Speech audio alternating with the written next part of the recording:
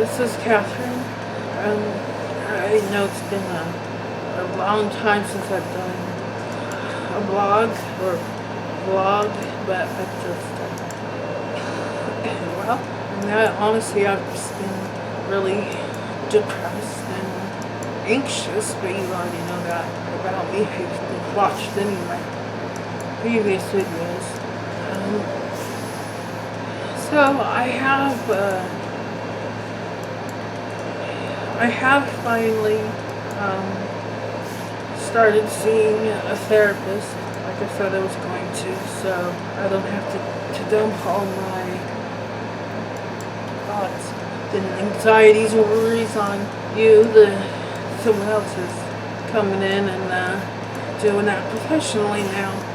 They actually come to my house, so it's not another doctor appointment I have to have to schedule and go to every week or every other week or whatever. I've also started the process on getting a new wheelchair so that hopefully I won't be like totally slumped all the time. They might make one that is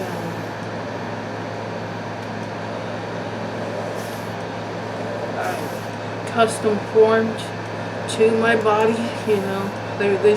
They said how they do that is they would put me in like a beanbag chair, and then they would pour plaster into the imprint that I leave in that, then to make a custom chair, which custom formed seat, which sounds intense to me, really, but I'm still weighing the options. I've only had one visit with a physical therapist, and it was the one where they, pull on every single body part and push and pull and twist and turn every joint just to see how much mobility I have and how much pain I have. It turns out I have not a whole lot of mobility, but I do have a whole lot of pain.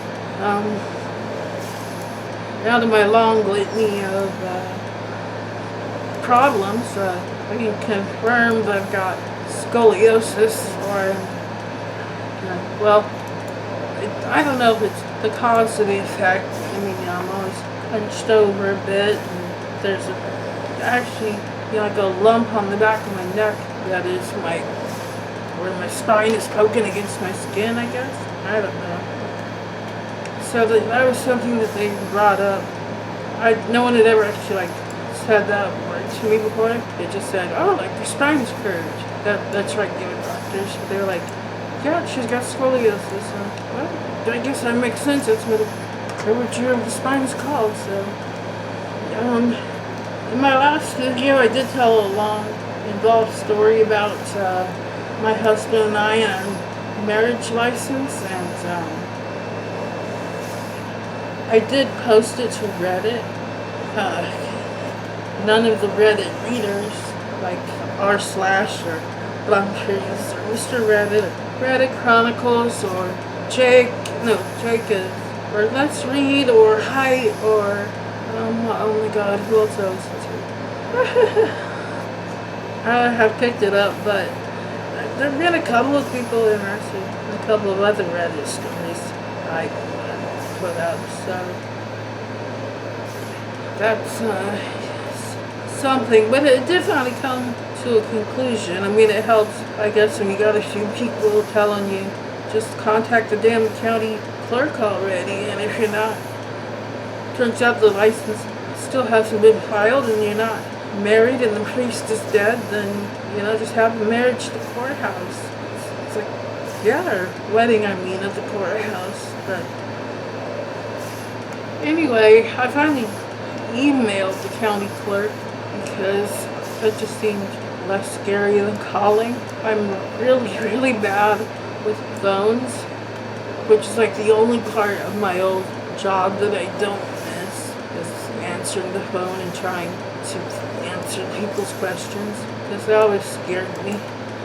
And I always managed to screw something up, like putting a phone call through to attorneys when attorneys were just talk to the public or putting phone calls to my boss without like screening them first. Like stupid things like that. Or calling my boss and saying, oh, there's someone on the phone for you. And he asks, who is it? And I go, oh, gee, I don't know. And fortunately, the only time that happened, it was my boss's dad that called. So no harm, no foul, I guess. Wasn't an angry claimant who wanted to scream someone up and down. Because that's what those secretaries are for. Oh, so anyway, I emailed the county clerk's office, told them the gist of the story and my main concern about how, in September of 2007, they said they still hadn't received anything from the church. And then I found out that, like, in November of 2007, the priest I needed to sign the license had just died. Like 2 months after I need his signature, he dies. And so, the county clerk emailed me back and said, good news, it was filed in September 2007. So I guess I just needed to keep calling and being a pain in the butt. I hate that too. I don't like the phone. And now that the phone is even worse because I can't even hardly hold it up to my ear. When other people try to hold it up to my ear, it seems like they hold it like way out where I still can't hear anything. And I'm like, I've got a person on the phone trying to talk to me and listening to me, and I'm telling the caregiver, no, closer, up, down, in, out. I don't know, can you just take a message? I'm like, no one knows how to take messages though. Because they're not secretaries, obviously. I shouldn't expect them to be. Even though I bought them nice secretarial pads, just like the ones we used at work, where I used fill in the blanks, name, date, phone number, reason for calling. Here you go. But instead I get messages like, the therapist just rescheduled the appointment for Monday. Okay, like, which therapist? One from OHSU? I don't have one from OHSU. Yes, you do. The therapist that came out, she's not from OHSU. Yes, she is. No, she's not. Well, just in case that it's not like the physical therapist, what was her name? Well, I don't know. I didn't get it. It's like, oh, well, thank you for nothing. And no, she's not from OHSU. She's from a non-profit, actually a non-profit Christian group. So I kind of feel like, ooh, I'm not, I'm not terribly religious or anything, but, she said I'm here. She's there for me to talk to, yell at, scream at, cuss out, whatever that I can't do to other people. So, whatever. Not OHSU though. That's the point. I hate when people argue with me over things that I know. It just makes me feel like I don't have a voice a lot of the times. I just don't.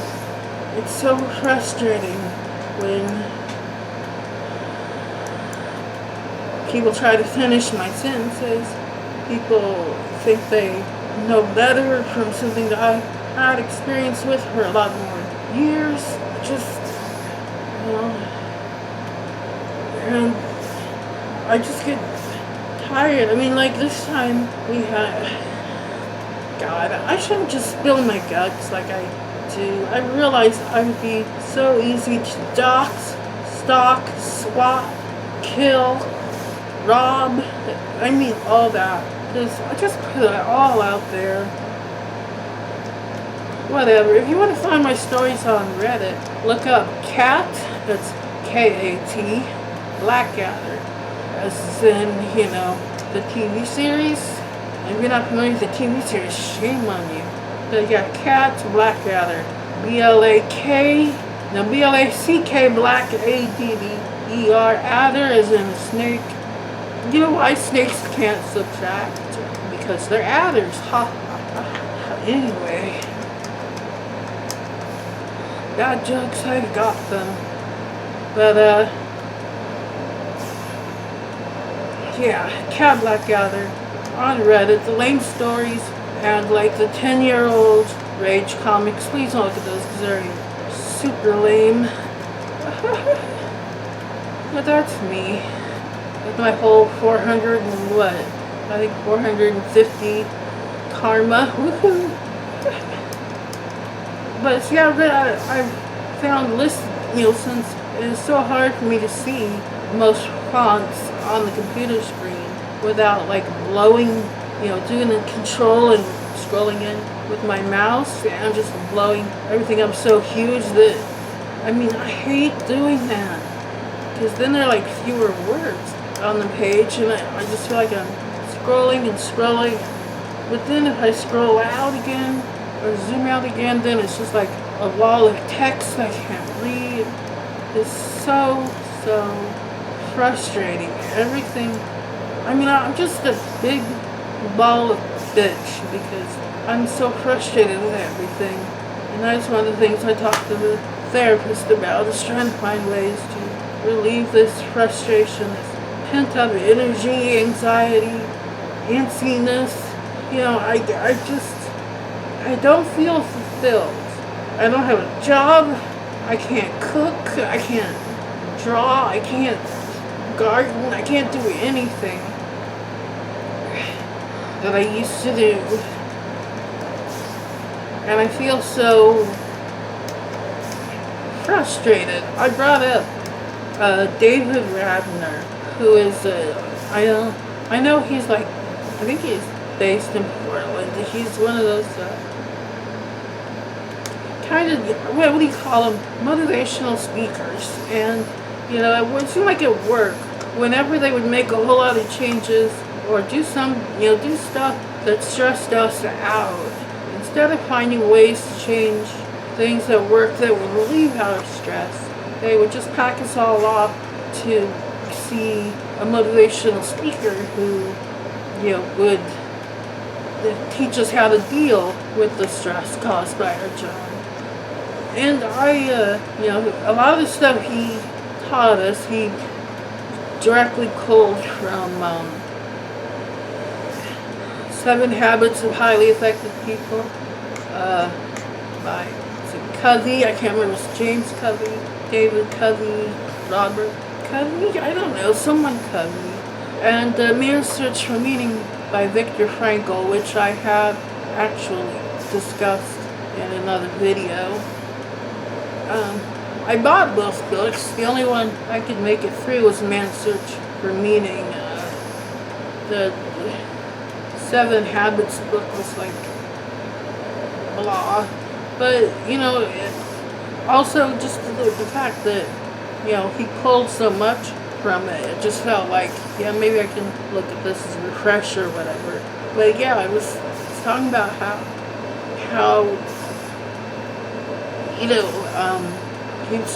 he in his motivational speeches, Mr. Radner would bring up how we have the circle of concern in our lives, which could be our job, our home, our town, what the world politics, whatever, things that concern us, but then our circle of influence within the circle of concern, and focus on, how much of the circle of concern that we can actually influence. Like,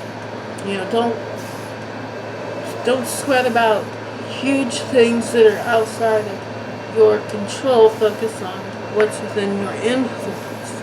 And I feel like my quote-unquote circle of influence has dwindled to this wheelchair or my bed, and that's, like it. I can't. There's so many things that need to be done. There's so many things I want to do. There's so many things I want other people to do, but they can't, or I can't, or we can't, whatever. It's like, if I could just stand up and walk and move my body like a normal person, things would be different. Instead, I have to ask people and then hope, but other people lie outside the circle of influence. A lot of the times, they can tell you no, or they can just freak out or blow it off and say, I'm tired now, I'll do it later, and then it never gets done. So, my circle of influence is very, very small compared. My circle of concern is basically just this house, because this is where I live. I don't, because of things like the stupid humidifier, not having any kind of a battery backup or a way to attach it to the back of the wheelchair means that going outside, I'm on the vent, which has some backup batteries, and it attaches, it has a rack on the back of my wheelchair, so I can't go places. I can't take my humidifier. And in a normal person, when they breathe in, the air they breathe in is warmed and moistened by the mucous membranes in their nasal passages and their trachea. And since, my trachea is full of plastic and my nose is bypassed completely, I lack that. And so my lungs get very cold and very sore very quickly. And my throat, it becomes painful to talk. My throat gets dried out. Everything gets dried out. And so I don't. I want so much to go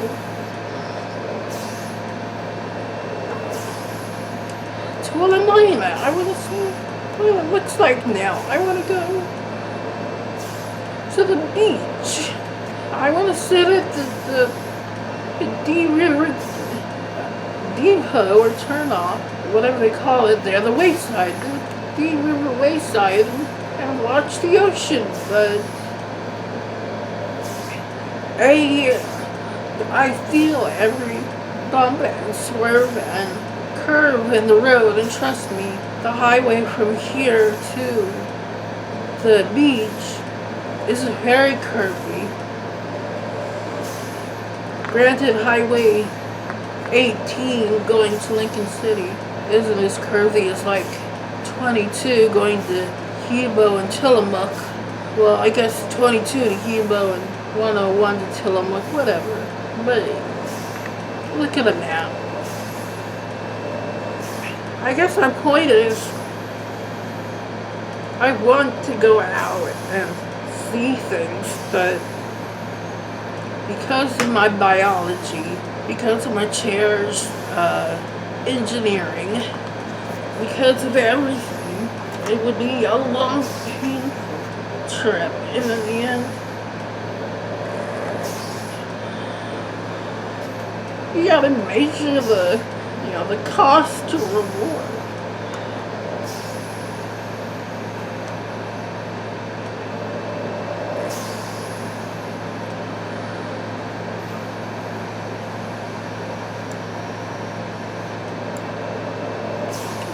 But I'm also aware that I probably do have a very limited lifespan. I don't know if I told this story on camera before, but my first pulmonologist, after one of my first or second trach changes, I was really upset afterwards and crying. Of course, some of that's from the drugs, the anesthesia, but still, I was just really emotional.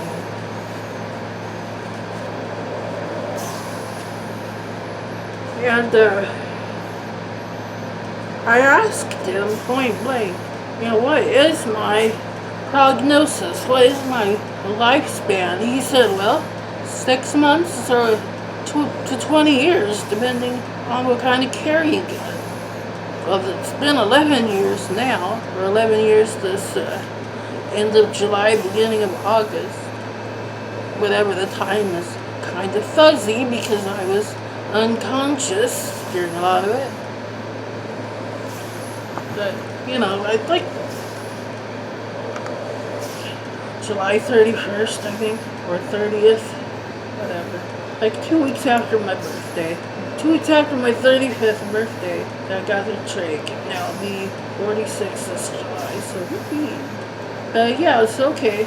20 years, well, it's 10, 11 years down. 10, 11, yeah, whatever.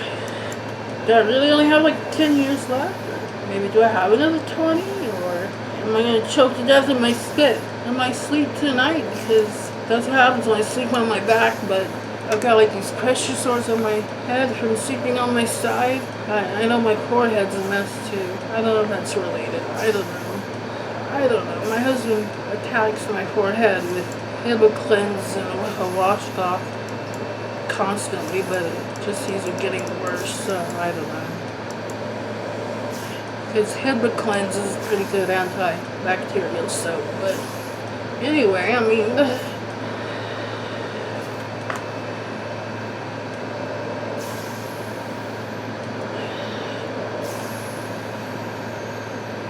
I also have to realize that a lot of things,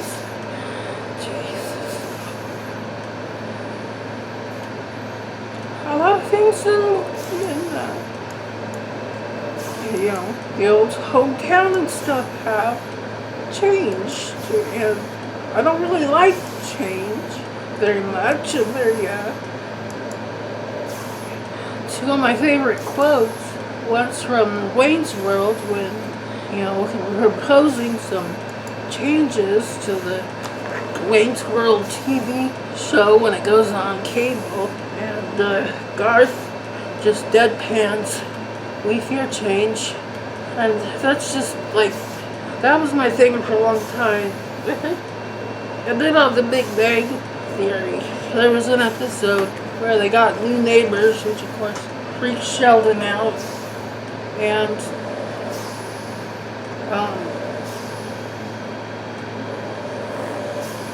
Penny's trying to reassure him that change is fine, and he says, "It's not fine. Change is never fine. They say it is, but it's not." And that's what I feel like it's been in my life. Every change has been for the worse. So, I don't know, I better end this. I just wanted to catch you up. I'm still keeping track of everything I eat on my fitness pal. I'm trying to stick to 1,500 calories a day. Although, you know, sometimes it does get up to 17 or even 2,000. And May was the month of birthday cake. We had Joel's mom's birthday, and we had Mother's Day, and then we had Joel's birthday, and in 2 weeks. In 2 weeks we had 3 events, and so I eat a lot of cake, and I do love me some cake, but that's getting me a bit much. But anyway, I don't know if I've lost any weight though, because I still don't have any way of weighing myself. My doctor can't weigh me because he doesn't have a Hoyer lift and blah blah blah, all that happy horse shit. So I can cuss all I want because I don't monetize my videos. So what's YouTube gonna do? Make me pay them?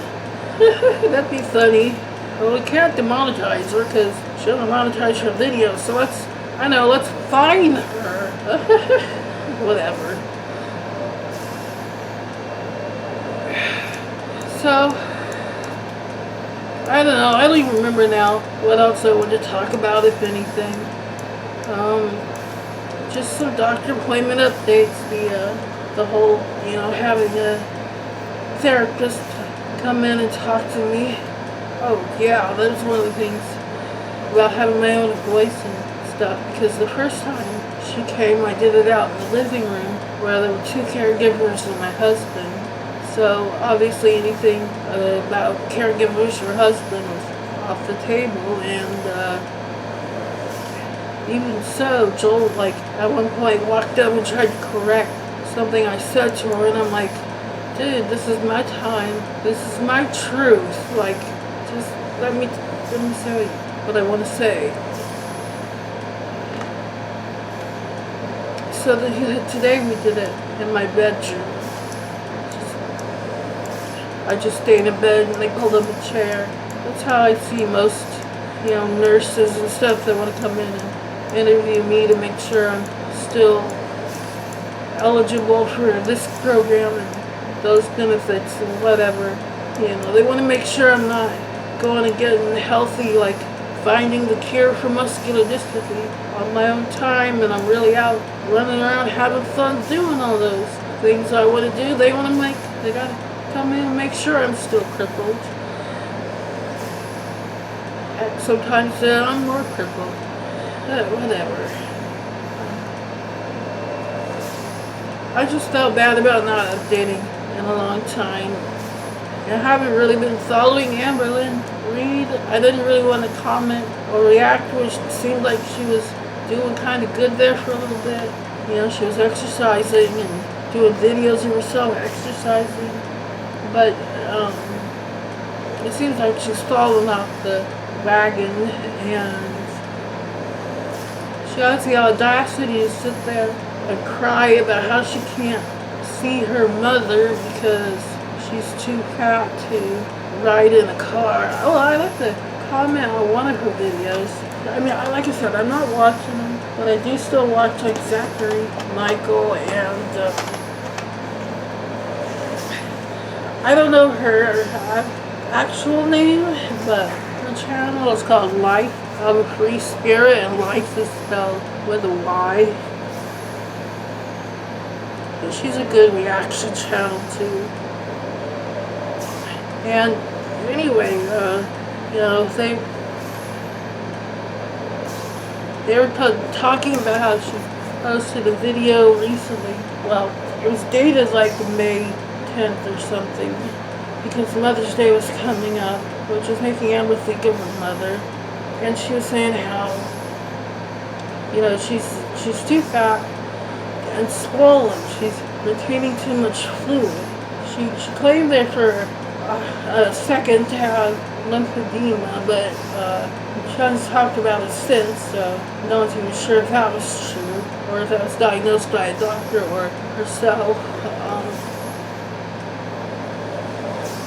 But she was saying that she was so bloated from water retention that she couldn't fit in a car, and the car door couldn't close, so that's why she couldn't go to her therapy appointments.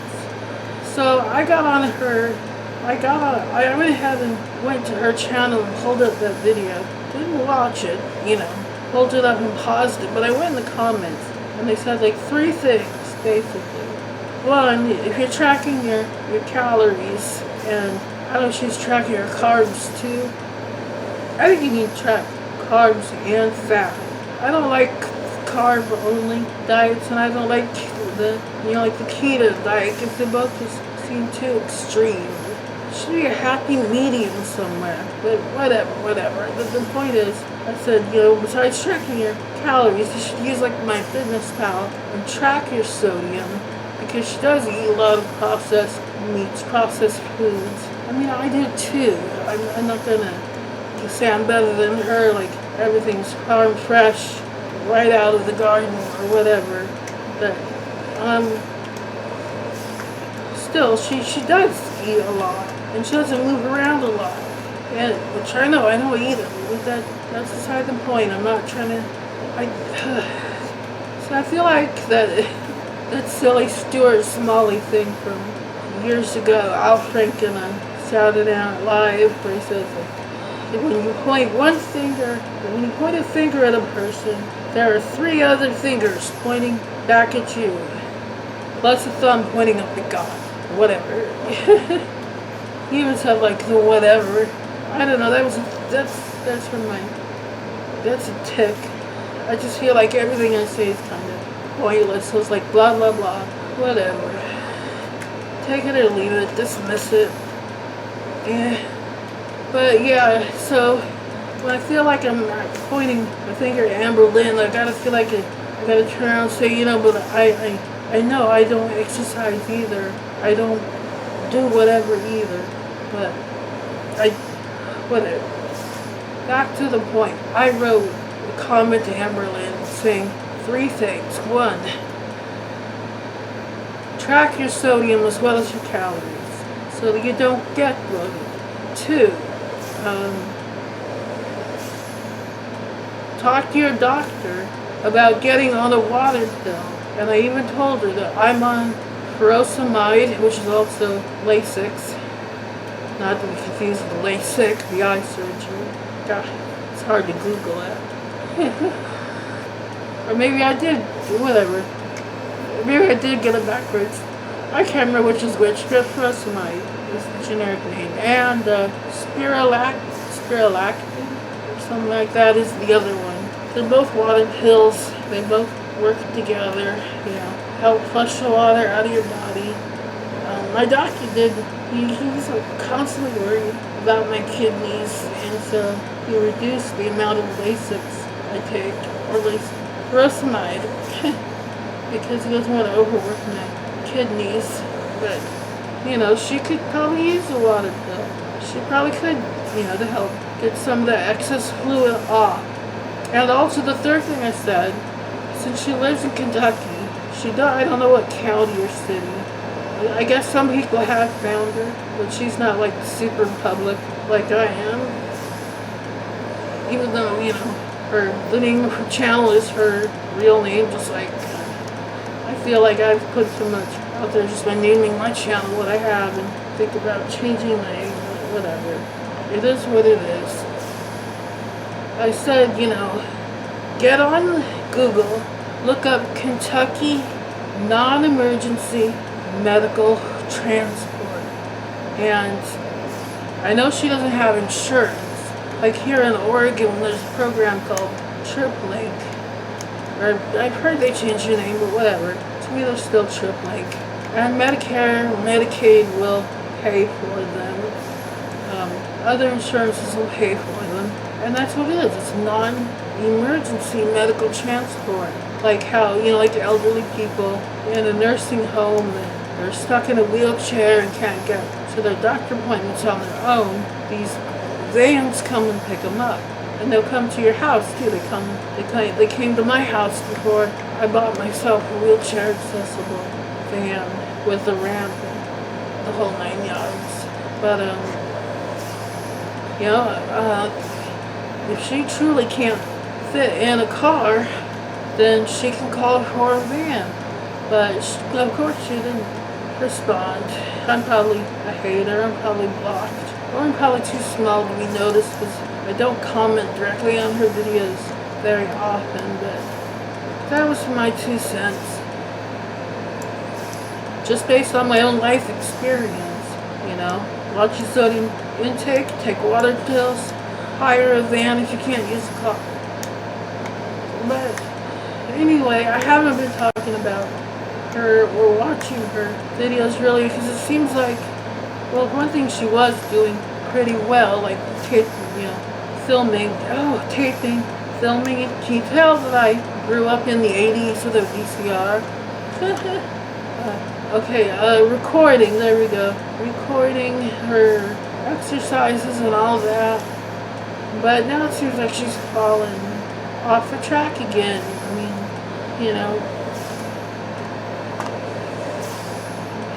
and it's just depressing. And,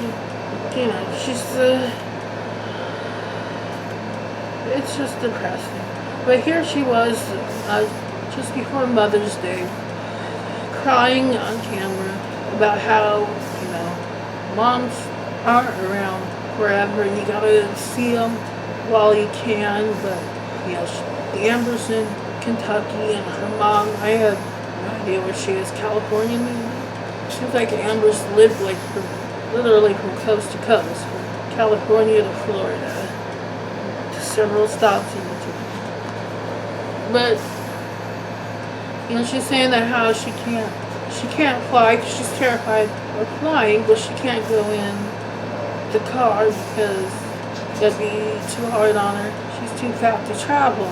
Well, someone else, I believe it was Michael, pointed out that, but Amber makes all these fat stacks of cash, which could probably pay for a medical non-emergency transport van. But anyway, she could buy her mother to her or something, or But of course, the Amber doesn't think like that. Like, what? Giving money to other people?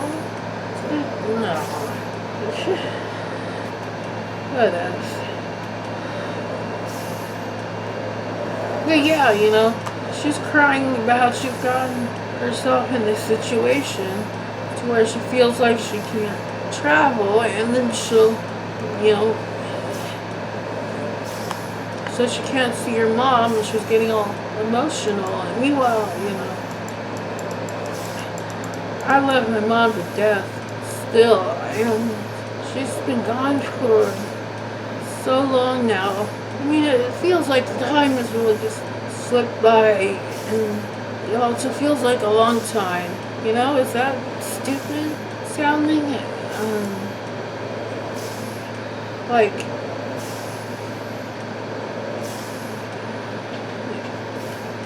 I told my therapist that I still cry over my dad, who died in 1997. I cry over my mom, who died in 2011. I cry over all my dead pets when I think about them too much. It's like all these scabs I keep picking out. I can't let them heal. I just need to keep the wounds fresh, because I'm trapped here in my own brain, and I'm going nuts. I just feel like I don't have any outlets anymore.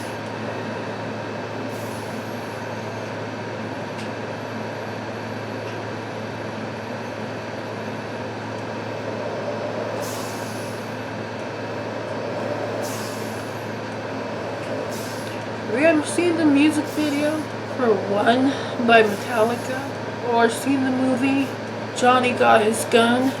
Or hell, read the book Johnny Got His Gun? I've done all three. I guess I'm a Johnny's Got His Gun super fan. But anyway, yeah.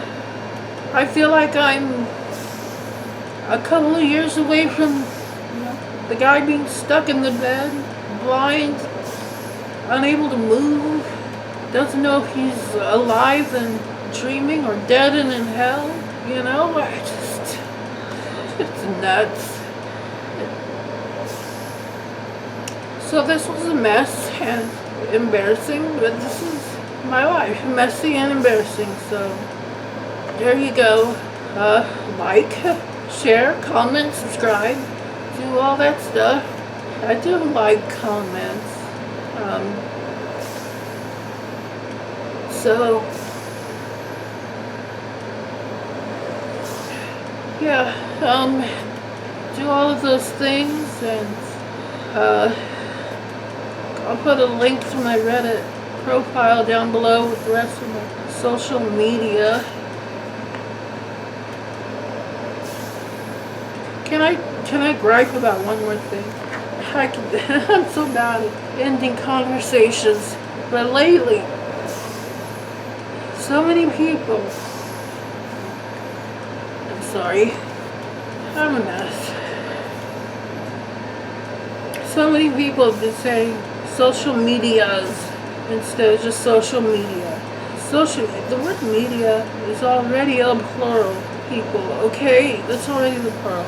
Facebook is a social medium. Twitter, Facebook, Snapchat, Instagram, everything else together are social media. Television is a medium. Television, the internet, newspapers, radio are media.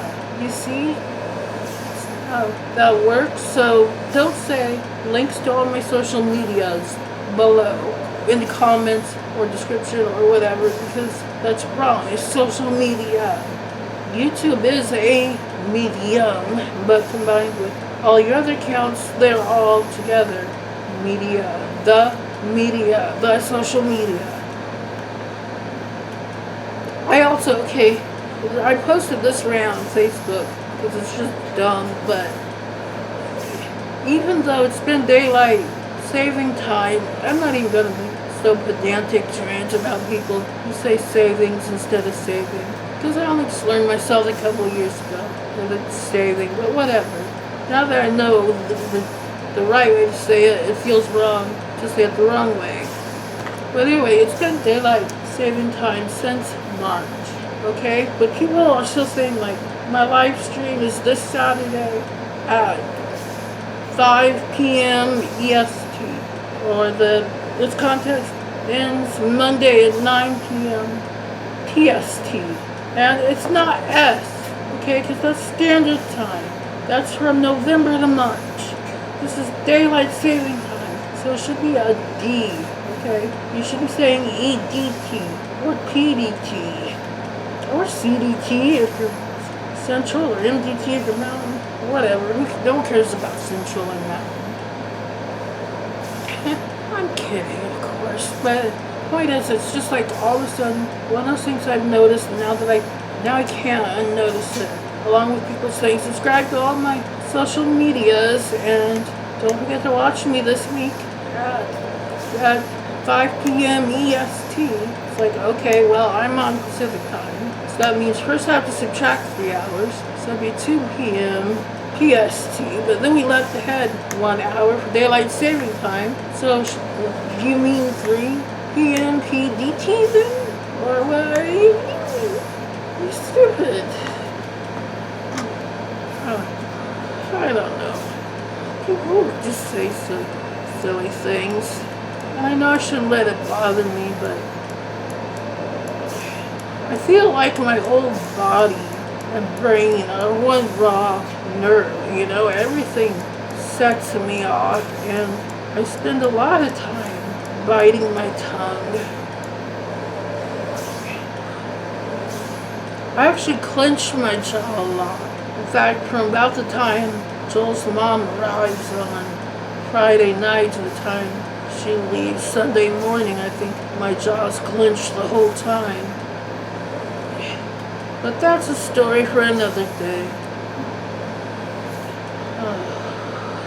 There's actually a rage comic about it too, how she told everyone but me that they have the freedom of speech.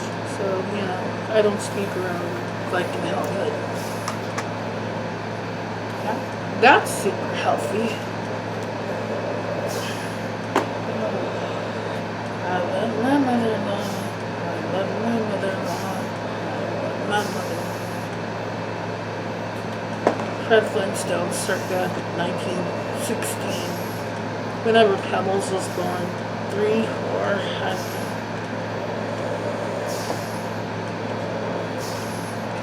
So I am signing off for sure now. Do all the YouTube things below. And, you know, maybe the next video will be a little more cheery. I mean, have you ever felt like you haven't laughed in months, weeks, months, days, years?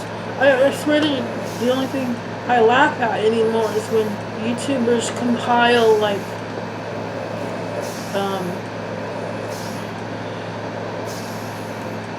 posts, Reddit posts, like, things like,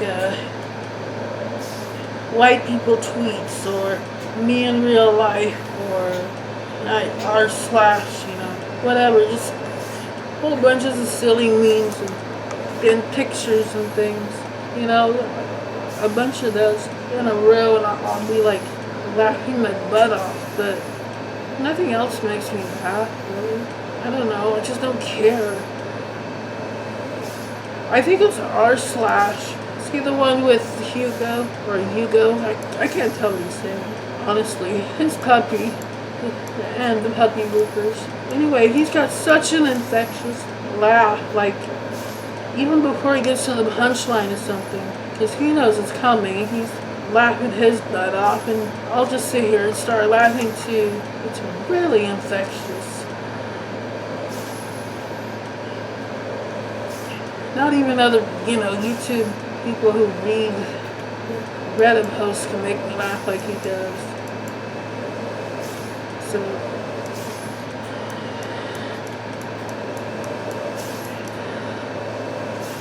if you want to laugh with some of those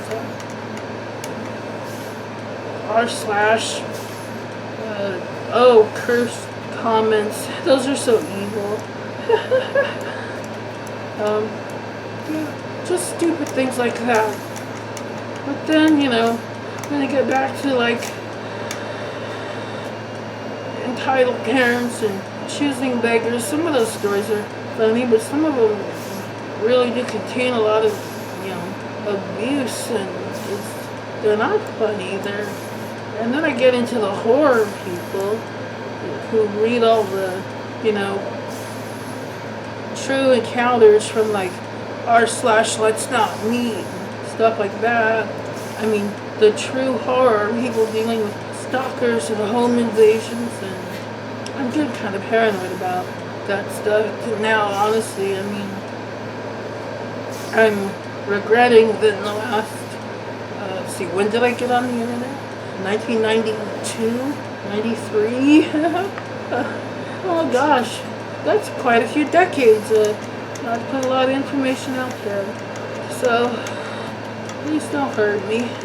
Or do it quick. Just put me out of my misery, okay? Just do it quick.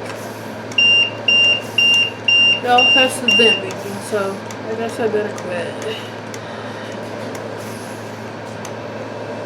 And, yeah, I'll talk to you guys later. Bye.